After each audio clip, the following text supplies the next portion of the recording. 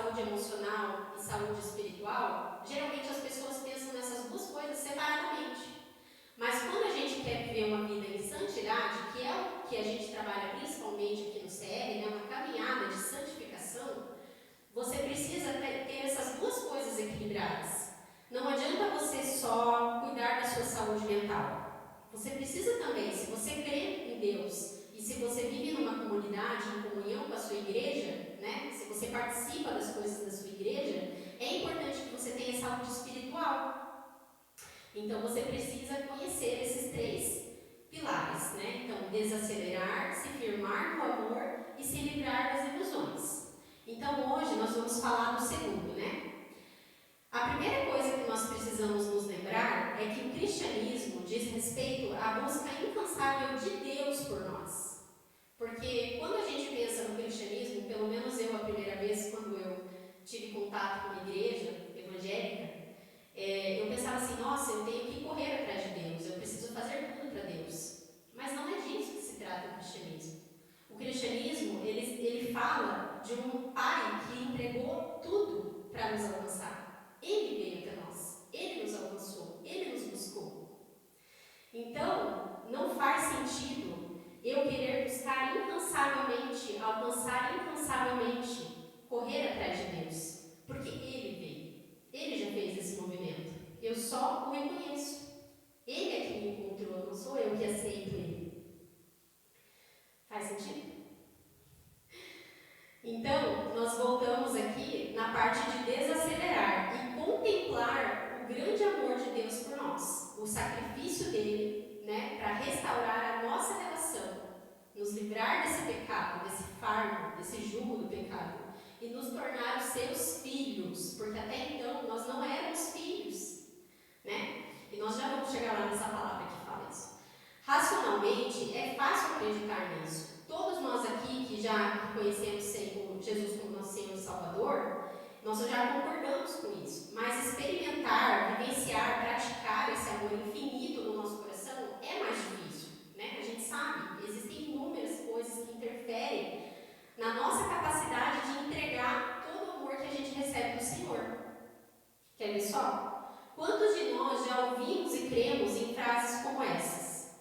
Eu sou um erro, sou um fardo, sou estúpida, inútil, não posso cometer erros, preciso ser aprovada por certas pessoas para me sentir bem, não tenho o direito de sentir alegria ou prazer na minha vida, não tenho o direito de me expressar e de dizer o que eu penso e o que eu sinto, não tenho o direito de sentir, sou avaliado com base na minha inteligência, na minha saúde e no que eu faço, não por quem eu sou. Quantos de nós já ouviram essas frases? Às vezes você não ouviu isso de alguém, de uma pessoa, mas às vezes você, por causa de qualquer circunstância que você tenha passado na sua história de vida, você pode ter ouvido aquela vozinha que vem na sua cabeça e diz assim, você não é nada. Quantos de nós já não ouviu essa vozinha? E são mentiras, são dardos inflamados, que vêm para nos separar daquilo que o Senhor quer que a gente tenha, que é o amor incondicional dele. E muitas vezes nós acreditamos nessas mentiras. Então, nós vamos abrir agora lá em Lucas 15,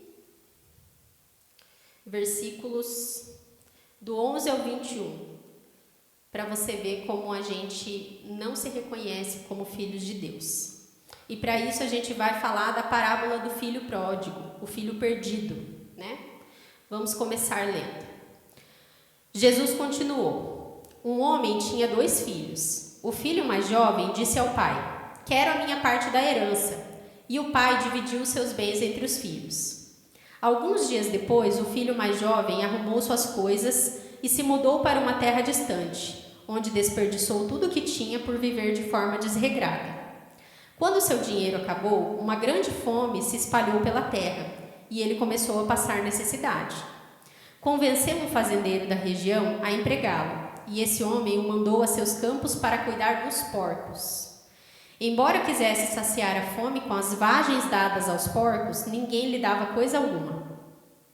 Quando finalmente caiu em si, disse, Até os empregados do meu pai têm comida de sobra, e eu estou aqui morrendo de fome. Vou retornar à casa do meu pai e dizer: Pai, pequei contra o céu e contra o Senhor, e não sou mais digno de ser chamado seu filho. Por favor, trate-me como seu empregado.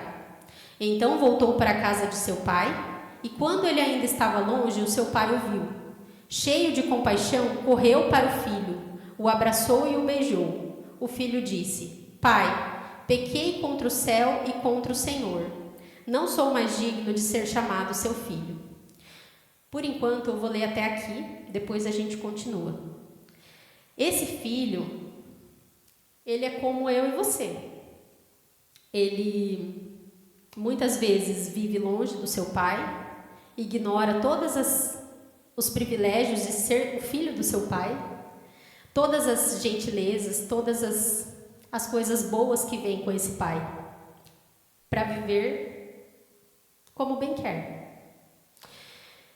E quando a gente passa fome, quando a gente passa necessidade, a primeira coisa que a gente faz é: vou voltar para aquele que me dá as coisas. Não para o meu pai, mas para as coisas do meu pai. E foi isso que esse filho fez. Ele voltou por causa da fome que ele estava passando, não porque ele estava arrependido pelo que ele tinha feito. E quando esse pai encontra esse filho, o que ele faz? Ele o ama. Incondicionalmente, ainda que ele tenha feito tudo errado, ainda que ele não esteja arrependido. Eu fico imaginando como esse filho estava nesse caminho, vendo esse pai correr para encontrar ele. Esse filho deve ter sentido algum tipo de arrependimento, não é possível.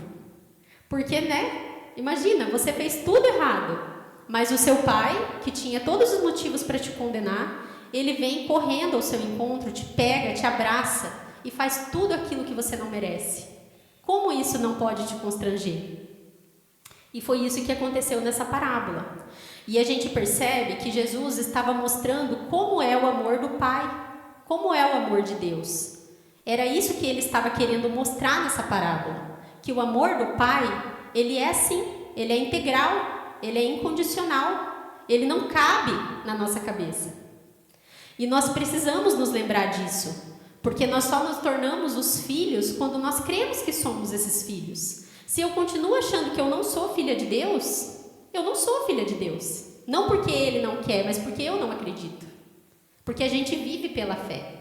E se eu acredito que eu sou filha de Deus, então eu sou filha de Deus. E eu vivo como filha. Ainda temos dificuldade em nos ver como filhos amados de Deus. Então é por isso que no CR nós enfatizamos a questão da identidade de filhos, E aqui no restante diz assim, a partir do verso 22. O pai, no entanto, disse aos seus servos: Depressa, tragam a melhor roupa da casa e vistam nele. Coloquem-lhe um anel no dedo e sandálias nos pés. Matem um novilho gordo, faremos um banquete e celebraremos, pois este meu filho estava morto e voltou à vida. Ele estava perdido e foi achado. E começaram a festejar. Se esse filho não tinha se arrependido antes, ele com certeza se arrependeu ali. Porque no meio do banquete, o qual ele não merecia, ele viu quanta honra o pai dele ainda tinha, quanto amor, quanta misericórdia, quanta graça o pai dele ainda tinha com ele. Ainda que qualquer outro pudesse julgar. Imagina você dar uma festa para um filho que tirou tudo de você. Isso não existe. Isso é um amor de Deus. Ele que faz isso. Ele que cabe nessa parábola. Não cabe nenhum pai terreno, nenhuma mãe terrena. Então, nós precisamos aprender a desfrutar dos privilégios de ser filho e filhas amadas do nosso Pai. Se conseguirmos contemplar, experimentar e viver um pouco que seja desse amor, a restauração da nossa verdadeira identidade será firmada nesse amor. É disso que a gente está falando aqui hoje. Quando você se reconhece como filho e filha amada do Senhor, você se firma nesse amor. Esse amor é o que sustenta a tua caminhada. Esse amor é o que sustenta cada passo, o dia de cada vez que você tem que tomar a sua porção de fé. É isso que sustenta você na caminhada. É isso que te ajuda nos tropeços. É esse amor.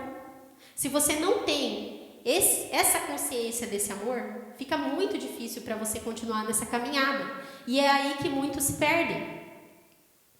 Então agora, vamos lá para Efésios, capítulo 3, versos 18 e 19, que diz assim: também peço que, como convém a todo o povo santo, vocês possam compreender a largura, o comprimento, a altura e a profundidade do amor de Cristo. Que vocês experimentem esse amor, ainda que seja grande demais para ser inteiramente compreendido. Então vocês serão preenchidos com toda a plenitude de vida e poder que vem de Deus. Olha que palavra maravilhosa. Se isso não mexe com você, olha, meu amigo, vocês vão ter que se sacudir aí na cadeira, porque mexe muito comigo esse versículo. Como Ele nos ama, como Ele demonstra esse amor. De Gênesis a Apocalipse, como Ele nos ama. E quantas pessoas não conseguem enxergar, viver, provar desse amor. Que dirá entender, que ele diz aqui, né, para a gente tentar entender pelo menos. Quem dirá? Quem que vai conseguir? Você precisa acreditar, você precisa se reconhecer como filho e filha amada de Deus e viver de acordo com o papel que traz isso, que isso traz. Se você é filho e filha amada do rei, você é um príncipe e uma princesa, no mínimo. Então, como que um príncipe e uma princesa vão viver? Quando a gente olha para a realeza terrena, né, lá, por exemplo, lá no Reino Unido, quando a gente olha lá para a Inglaterra, você vê eles fazendo obras de caridade, sempre muito gentis, muito solícitos, sempre muito servos do povo. Apesar de ser muito, né, mais aparências do que de fato acontece, né, mas é o que parece, né? Então você pense, se você é filho e filha do verdadeiro rei, o que você deve fazer? É só para você ter um pouquinho de provocação na reflexão.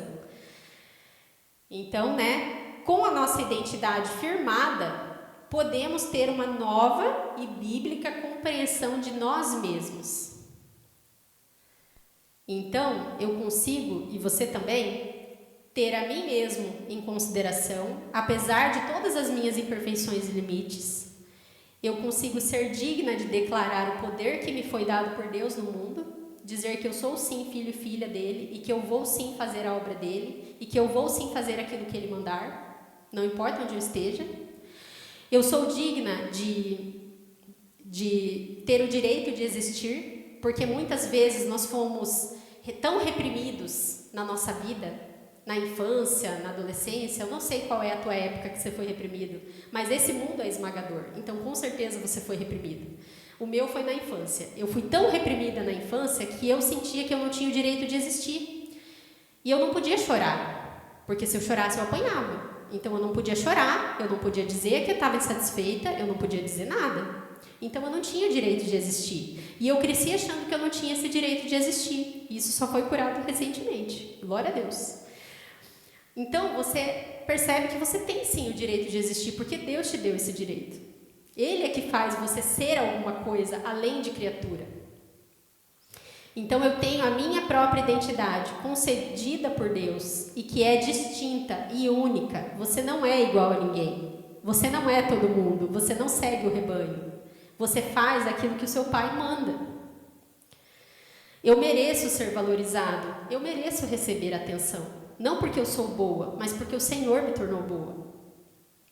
Eu tenho o direito de ser alegre e ter prazer nas coisas da vida com Deus e com o meu próximo.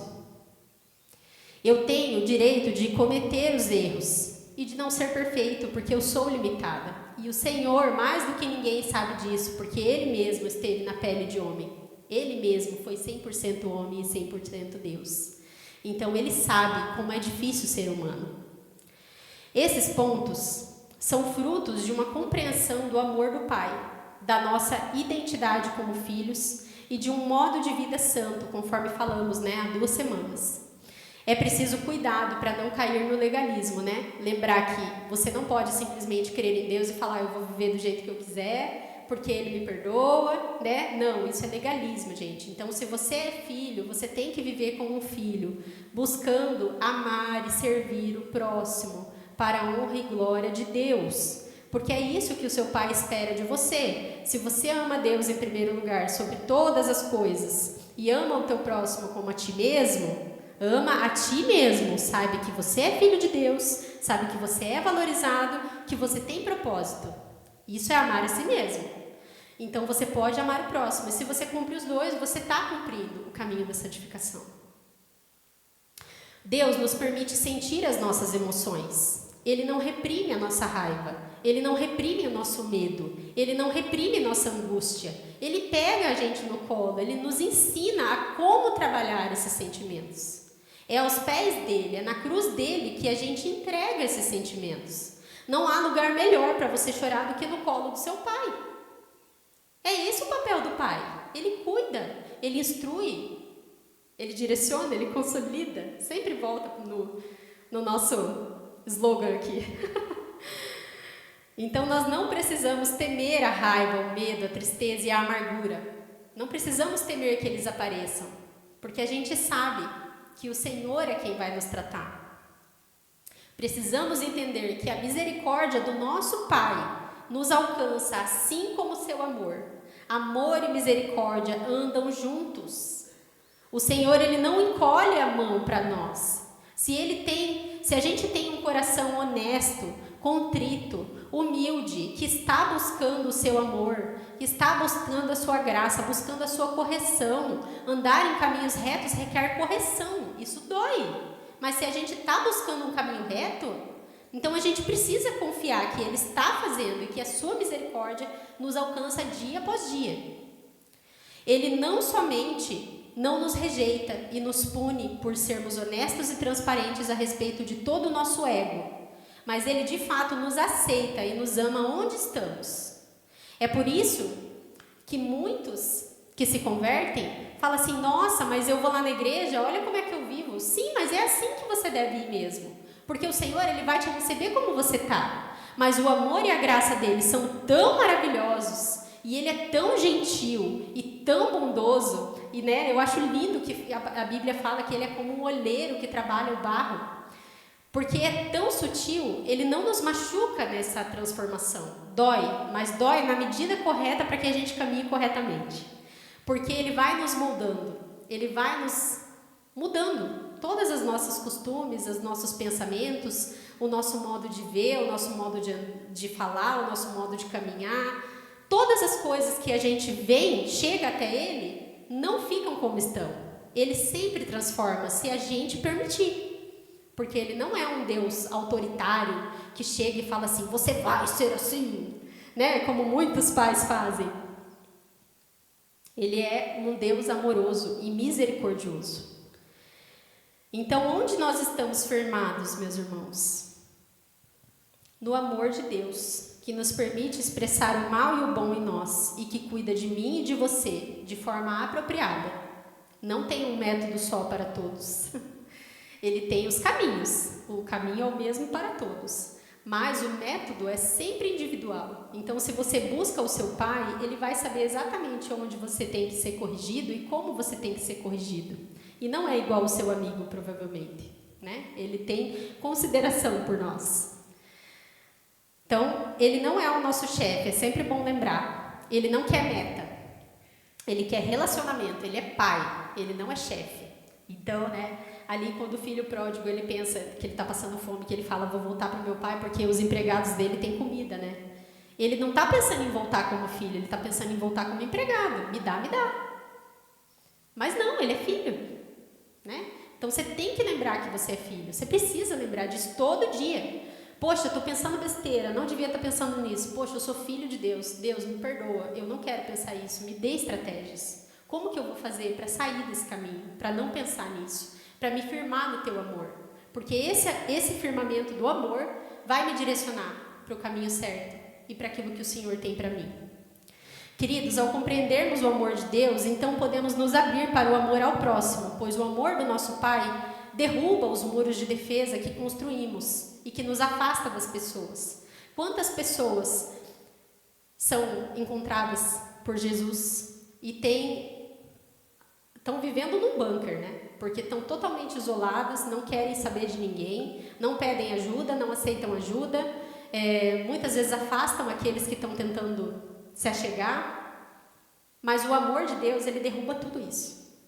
Eu me lembro, quando eu entrei no CR, eu tinha um muro enorme ao meu redor, e a ponto de eu quase não partilhar, para vocês terem uma ideia. Quando eu tinha que responder as questõezinhas do caderno, eu simplesmente escrevia ali uma frase de resposta e pronto. Só falava isso, não comentava mais nada. Às vezes tinha pessoas que ficavam 5, 6 minutos falando e eu falava ali em menos de 10 segundos. Porque eu não conseguia me sentir amada, sabe?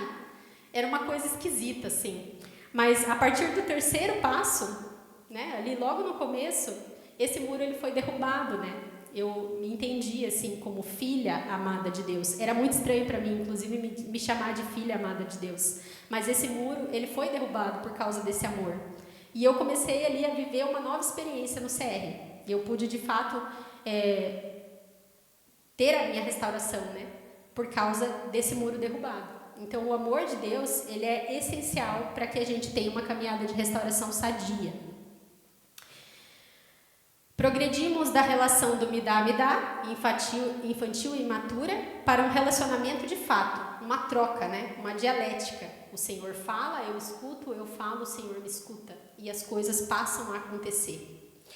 Então, nós primeiros, quando a gente se converte, né, ou quando a gente começa a se aproximar de Deus, porque muitos estão convertidos, mas não tem isso, um relacionamento com Deus, nós primeiro aprendemos a falar para Deus, né? Muitas vezes imitando orações, vendo aqueles que oram, ou lendo salmos, como eu disse para vocês que eu fazia no começo, que eu não sabia orar. Então, você vai aprendendo a falar para Deus, não é com Deus, é para Deus, só repetindo, né? E depois nós aprendemos a falar com Deus. Nós começamos uma comunicação de fato. Nós falamos o que está no nosso coração, aquilo que está nos nossos cômodos escuros para Ele. Então, saímos do me dá para algo mais íntimo e relacional. E depois nós então aprendemos a ouvir Deus. Desfrutamos da sua presença e do seu amor. Entendemos que a presença dele torna a nossa vida gratificante, realizada, plena, apesar de todas as dificuldades. Aprender a meditar na palavra, a orar, a apreciar o silêncio, o descanso semanal, e temos consciência do grande amor de Deus por nós. Todas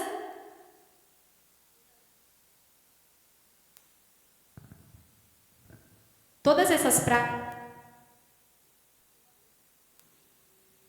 Está sem bateria.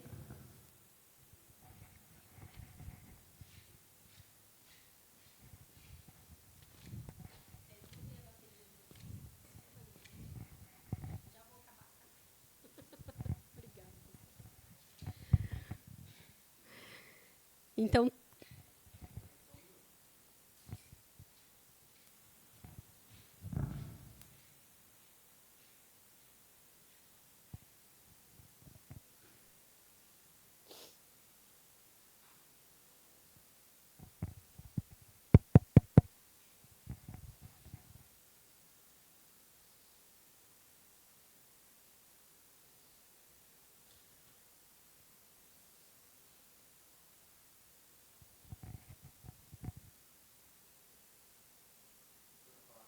oi.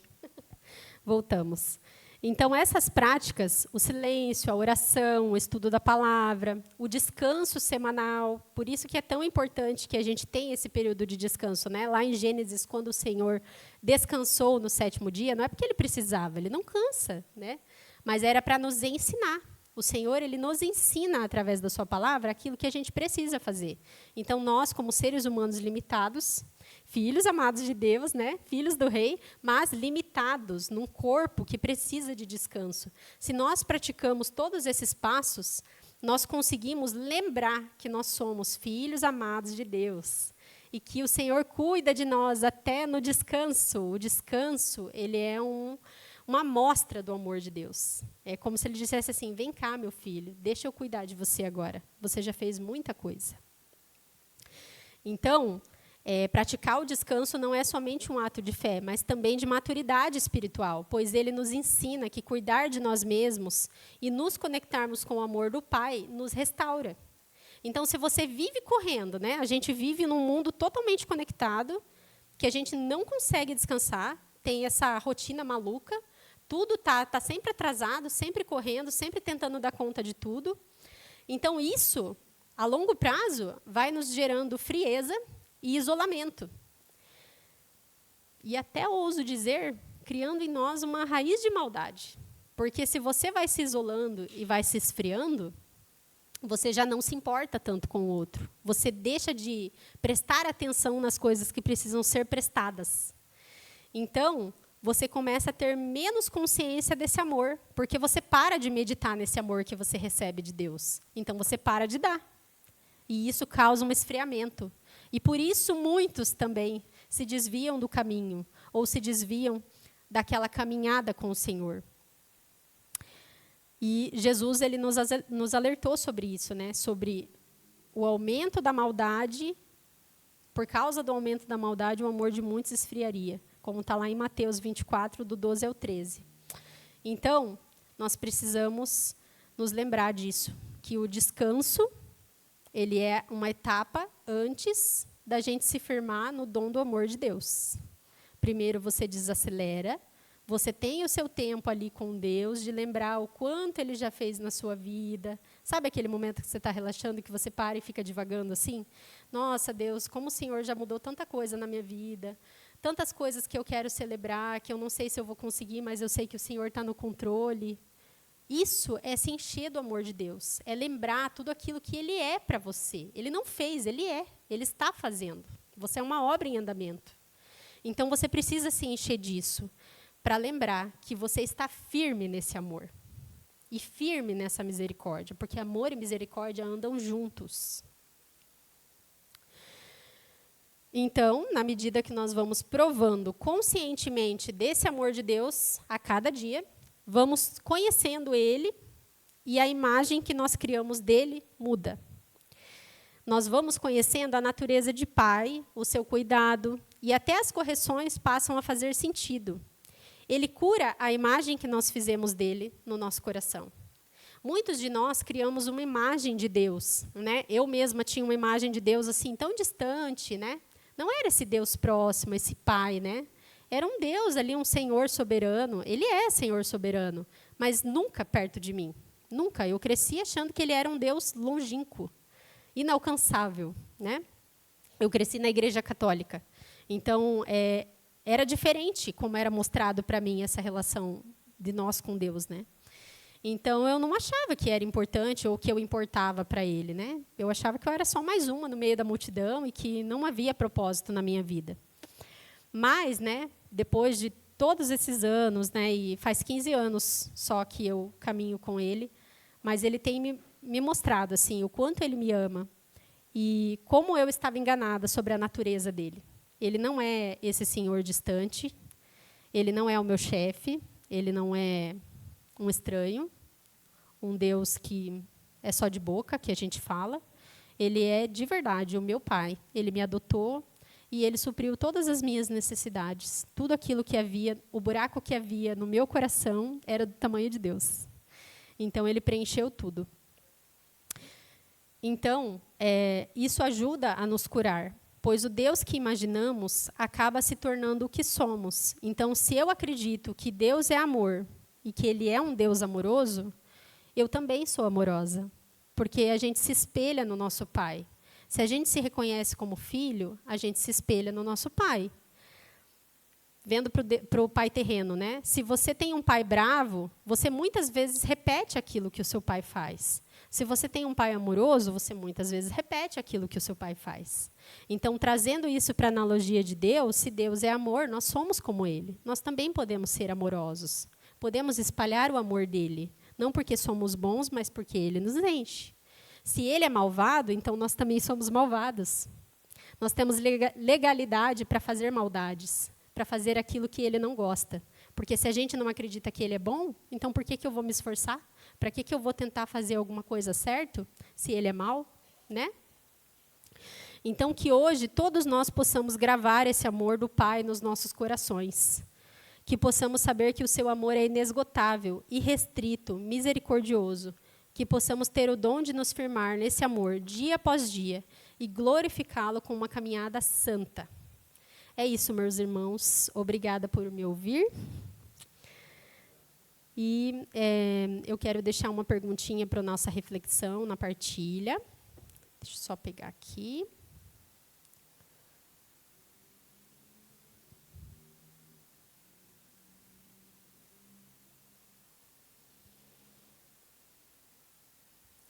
Então, a pergunta para a nossa reflexão é: quais ações e decisões você pode começar a viver para se firmar no amor de Deus? Quais ações e decisões? Então, assim, o que você pode pensar, decidir e executar para que você possa, de verdade, se firmar nesse amor de Deus? Eu quero que você saia daqui hoje tendo a certeza que o amor de Deus é garantido na sua vida. Que ele não é dependente, é condicional da sua ação, que é condicional daquilo que você acredita. Ele não é condicional, ele é gratuito. O Senhor, Jesus, pagou o preço na cruz. E esse amor está aí, ó, diante de você. Então, o que falta? Qual ação e decisão você pode começar a tomar para viver e se firmar nesse amor de Deus? É isso, meus queridos. Vamos orar para encerrar, que a gente já está com o tempo contadinho. Senhor Jesus, eu te agradeço por mais esse dia. Obrigada, Deus, por mais essa palestra. Deus, obrigada pela tua palavra. Deus, que é maravilhosa, Deus, boa, perfeita, agradável, Senhor. Tudo que o Senhor faz é perfeito, Deus. Nós te louvamos, te agradecemos, Pai. Pedimos que o Senhor sonde os nossos corações. Coloca, Senhor, aquilo que precisamos pensar e refletir na nossa cabecinha, Pai, e enche o nosso coração com teu amor, Pai. Que possamos, Senhor, abrir a nossa boca, Senhor, e derramar todo o amor que a gente recebe do Senhor, Pai. Obrigada, Jesus. Obrigada pelo teu sacrifício. Obrigada por tornar todo esse amor abundante e restrito, Senhor, possível para mim e para os meus irmãos. Nós te louvamos e te agradecemos. Em nome de Jesus. Amém.